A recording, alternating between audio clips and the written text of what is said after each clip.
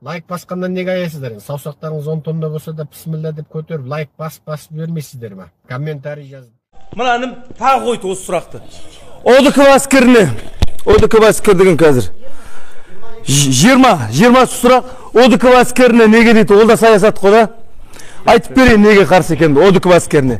Қаңды қаңтарда тағы саясатқа келіп жатырмын ба? Айтып берейін. Ол менікім барлығы бір-біріне байланысты жаңа нелерім бар. Бұл қаңды қаңтарда бізді ОДК әскер халықты қорғайын деп келген жоқ. Халықты қорғайын деп біріншіден. Оған нақты дәлелдерім де бар. Халық та біледі. Бұл ОДК әскері биліктегі күрес осынан айырылмайын деп соны өздері қойса жаңағыдай өздерін қорғауға бұл әскерді кіргізді. Бұл әскерді. Бұл жерде 20 мың террорист етіп кіргізді. Ол 20 мың террористеге бұлай айтқана повод тек кіргізу үшін. Түсініп отырсың ба? Бұл жақсы жауабымды беріп отырмын ғой.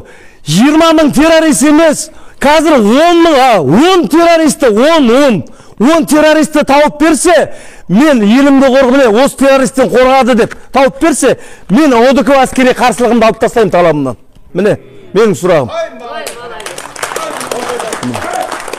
Ал 10 террористті таба алмай, ОДК бізге керек емес ағайындар. Міне, оның барлығы мына таққа ие болу, сол бермеу жүйені сақтап қалу олардың ойы. Оған дәлелім де бар. Жаңа жұмыссыздыққа жастардың мәселесін 2019 жылы Назарбаевтың жолдауы бар ғой. Жастар жылы деген. 2019 білесіз ғой. 19 жыл жастарды артына ертіп, Жаңаөзеннің жастарын артына ертіп, жұмыссыздықтың мәселесін көтерген Ержан Илшібаев деген бауырымыз бар. Қазір тарға паста жатыр. Ол өзінің қарабасын қамын ойлаған жоқ. Ол сіз құсаған жастардың қамын ойлады. Сол сияқты ертеңгі күні мен осы жерден кетіп, ана жаққа жатпасыма кім кепіл? Заманбек ағаларымыз Заманбек кетті. Елім деп, халқым деп. Оны өлтіріп тастады. Дулат Ағадыл шықты халқым елім. Оны өлтіріп тастады. Мұстафа Өзтүрік қазақтың басын қосам деп. Оны өлтіріп тастады. Алтынбек Сәрсенбаев ағамыз бар. Марқұм, оны өлтіріп тастады шындықты айтам деп. Міне, ал мен ертең күні солардың артына кепілі бар ма, кетпеуім ме? Көріп отырсыз ба? Ал оған кетем деп қорықпауымыз керек ағайындар. Зұлым патшаның алдында, кімде кім зұлым патшаның алдында шырылдап отырып шындықты айтса, сол Алланың сүйікті құлы деген. Біз соған жетуіміз керек. Алланың сүйікті құлы болуымызға талпынуымыз керек.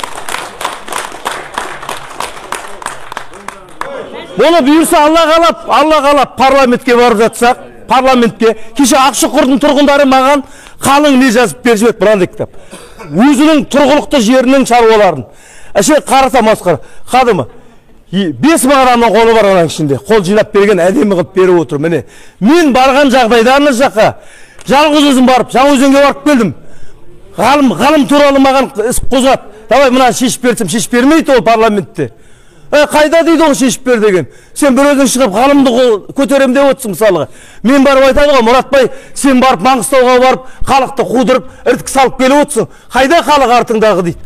Сондықтан халық жиналып сіздер қол жинап осылай. Міне мынандай бізде жұмыссыздық мәселесі, не болмаса тағы бір мәселе деп барсаңыз, мен парламентке барып, міне артымдағы 1000 адам деп бетіне ұрмайын ба? Қағазы. Көрдің, міне Маңғыстау халқының қолы. Мына шаруаны шеш деп парламентте шегелеп ұрмайын ба мен бауырым? Көріп отырсың ба? Ол сіздің жарым жалпы ан жақтан шыққан шаруа шешілмейді. Мен өзім осындай әрбір халықтың шаруасымен жүрдім, әртүрлі қысымдарға тап болдым. Бана айттым, заңнамалар, заңның өзі 2011 жыл мәслихат депутаттығына ұсынды, мен көрчкім болды. Мәслихат депутатына ұсынған кандидат деген, үміткер деген көрчкім болды. Әділдік қайда, заң қайда деп айқайладым алаңда, тәуелсіздік алаңында. Сол үшін мені көзімді бақырайтып 3 жылға бас бостандығынан айырды. Жұмағалиев Мұратбай Жаңаөзен тәуелсіздік алаңында әділдік қайда, заң қайда деген үшін 3 жыл бас бостандығынан айырылсын деген әлі тұр архивте. Мысалы, ол орынды ма? Оны білеміз, орынсыз. Орынсыз. Міне сол сияқты. Бір ауыз сөз, ассаламағалейкум, құрметті қалайық. Ал баршаңызға мына келіп жеткен көрісі болсын. Алама жақсылығымен келсін баршамыз. Отбасымыз аман, дендеріміз сау болсын. Ал енді жаңа Мұратбай айтып отыр ғой, 2011-де мәжіліс депутаты болғым келді деп. Біздің арамызда ол депутат атанып, қазіргі таңда деп болып кеткен енді біздің немізбенен. Содан бері қарай дәмдес тұздаспыз. Жаңа айтқан Тарық апасын бірге көрдік, бірге дәмдес тұздас болдық. Ал енді жерде бұл жігіт арып ашымай ары қарай мына талпынысын көрсетіп отыр, халық дүйім жұрттың алдына шығып. Сол себепті енді мұнда қазақы жалпақ тілде айтқанда көз ашық көңіл ояу азаматтарға түсінікті деп ойлаймын.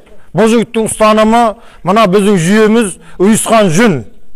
Сол ұйысқан жүннің арасын қарып, тылын талдап, қылын тартып қарайын дейді. Қолымнан келсе қолдасаңдар деп тұр.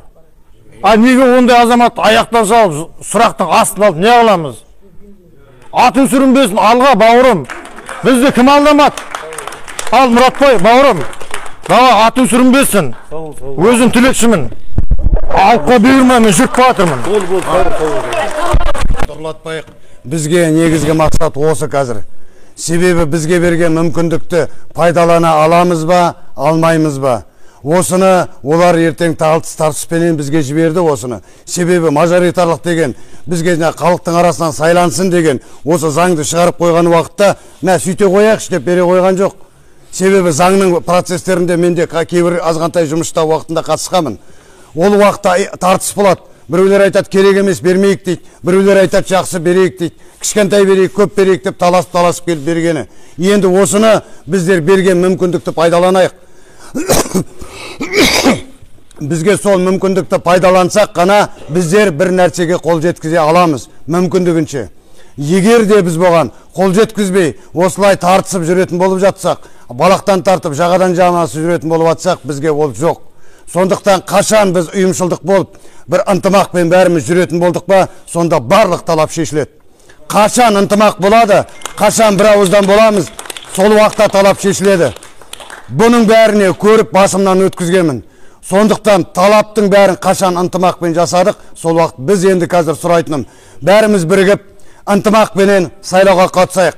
Өздерің білесіңдер, кімге дауыс бересіңдер? Мұратбайға бересіңдер ма, басқаға бересіңдер ма? Оны өздеріңнің патша көңілдерің шешіледі. Сендерге айтпаймыз, қалай да осыған бер деп. Өздерің шешесіңдер. Бірақ сайлауға қатысу керек, дауыс тұрлатпау керек. Егер де қысқасын айтқанда, қазір мына осы жерге айтқанда жаңа өзеннен 1000 адам қатысу керек болатын болса, соның 100 адамы келіп қатысқан болатын болса, қалған 900 адамын ұрлық қылып қатыстырып жібереді біз бармай қалсақ. Болмаса қадағаламасақ. Яғни оны басқа өздерінің қалағанына жібереді. Сонда біздің қатыспасақ та, дауыс бермесек те, қадағаламасақ та, біздің дауысымызды біреу ұрлап кетті. Яғни біздің тапқан бір ай бойы, я болмаса жыл бойы, қанша жылдан бері тапқан еңбегімізді біреу қалтасына кетіп қалды деген сөз. Соны ұрлатпас үшін сайлауға қатысайық. Кім сайланса да, осы сайлауға қатысып өзімізді сынап көрейік, үйренейік. Мына қадағалау қалай екен, бақылау қалай екен, сайлау қалай екен, бір күнімізді қияйық. Соған байқаушы болып келіп қатысың, байқаушылыққа көмектесің. Сонда ғана елге қызмет жасай аламыз. Біз қазір елге қызмет жасау міндетіміз.